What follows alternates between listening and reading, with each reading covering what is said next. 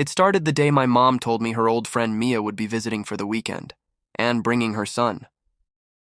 I remember nodding absently, my head buried in a report for work, not thinking much about it. I'd heard about Lucas before, but never met him.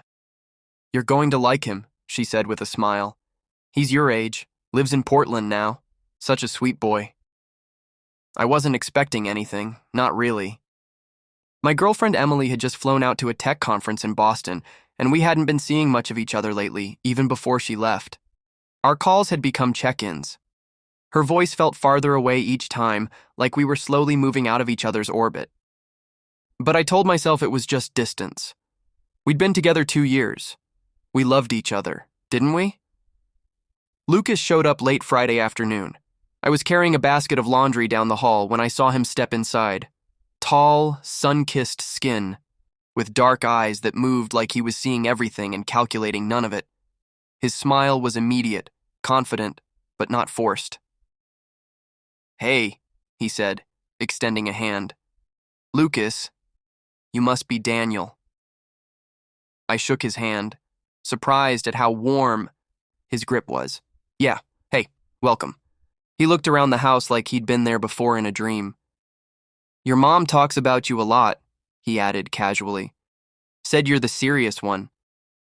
I smirked, unsure if that was a compliment. "I guess." Dinner was polite. Conversation flowed easily between our moms, laughter rising and falling like waves while Lucas and I ate quietly across from each other. Every once in a while I caught him glancing at me, not in a curious way, but like he was studying the lines of a painting he'd already decided he liked. Later that night, I was in the living room when he wandered in, barefoot, a book in one hand and his phone in the other. "Couldn't sleep," he said, as if that explained everything. He sat across from me on the rug, legs crossed casually. "You always stay up this late?"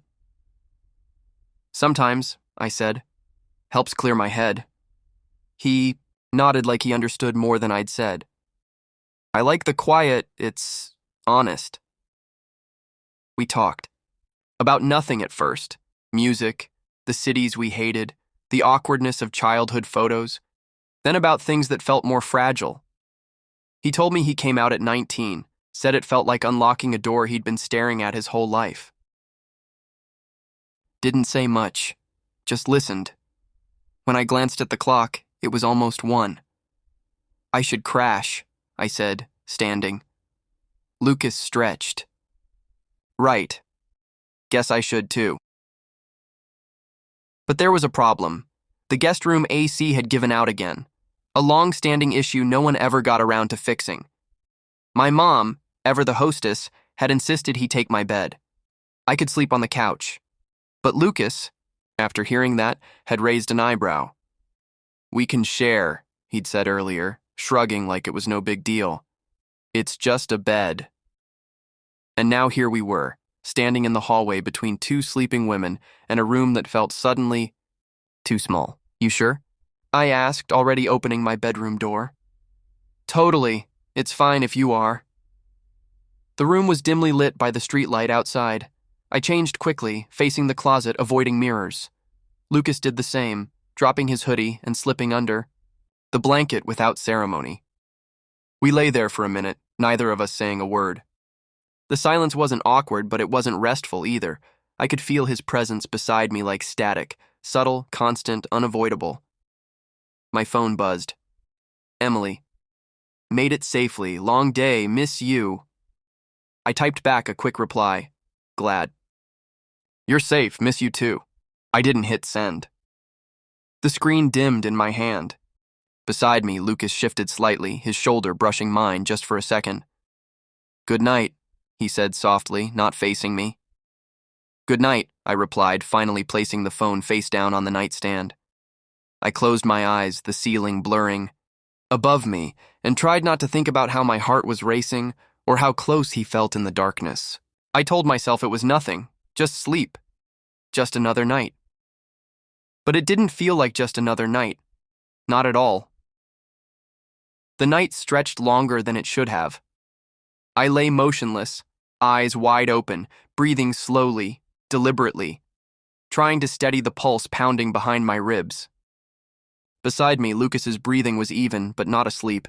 He was still, but present. You can feel when someone's awake in the dark. Neither of us spoke. The space between us was small, the kind of small you become acutely aware of, elbow almost. Brushing elbow, knees turned just slightly away, but not far enough. I tried focusing on anything else, the distant sound of wind outside, the soft ticking of the clock on the dresser, the faint hum of a car passing by. But nothing helped. My thoughts pulled back to him every time. Then he shifted, just slightly. His foot grazed mine beneath the blanket, not forcefully, not even deliberately, but it lingered a little too long to be accidental. "You awake?" His voice was barely above a whisper. "Yeah," I said after a pause. My throat felt dry. He turned onto his side. I could feel his eyes on me even though I wasn't facing him. "You don't talk much," he said. "But your silence says a lot." I let out a quiet breath. "Not sure what that means." "It means you're not here entirely," he said. "Not with your girlfriend, not with yourself." I turned my head toward him. In the dark, I could make out the shape of his face. His expression was unreadable, yet his voice betrayed no judgment. "You don't know me," I said. "No," he agreed. "But I know the look." Silence again. He didn't fill it this time. I swallowed, unsure whether to sit up or turn away. "What look?" "The look of someone trying very hard to be someone they're not, for someone else." That hit harder than it should have. Maybe because it was too close to something I hadn't said aloud. Maybe because Emily's voice was echoing in my head, telling me how proud she was of me, how stable I was, how I made everything feel easy. "Lucas." I started, but my voice trailed off. He didn't respond, just waited, not pushing, but not retreating either. Then came the shift, slow, barely perceptible. His hand moved across the space and brushed against mine, fingers curled, patient. Not grabbing, just offering. I didn't move. My heart thudded loud in my chest. I should have pulled away. I knew that. I knew every reason to do it, but I didn't. Instead, I turned my hand slightly. Enough for our fingers to interlock. "Lucas," exhaled softly. We lay like that for what felt like forever. The silence was no longer empty. It was full of every unspoken word I hadn't dared say in the past few years. "I'm not trying to mess you up," he whispered. "I just saw you, and I didn't want to pretend I didn't." I turned toward him, unsure what I was doing until it was already done. Our faces were inches apart. He didn't move, didn't reach. He just waited. When I kissed him, it was quiet and hesitant, like testing the surface of a frozen lake. His lips met mine with surprising gentleness, and for a second I forgot everything. Where I was, who I was supposed to be. All that existed was the weight of the moment, the warmth between us. The kiss deepened, slow and cautious. His hand slid up my arm, mine found his shoulder. It wasn't urgent, not rushed. It felt like something unfolding, layer by layer, a truth I'd buried unwrapping itself. When he leaned into me, when our bodies found each other under the covers, I still didn't stop it.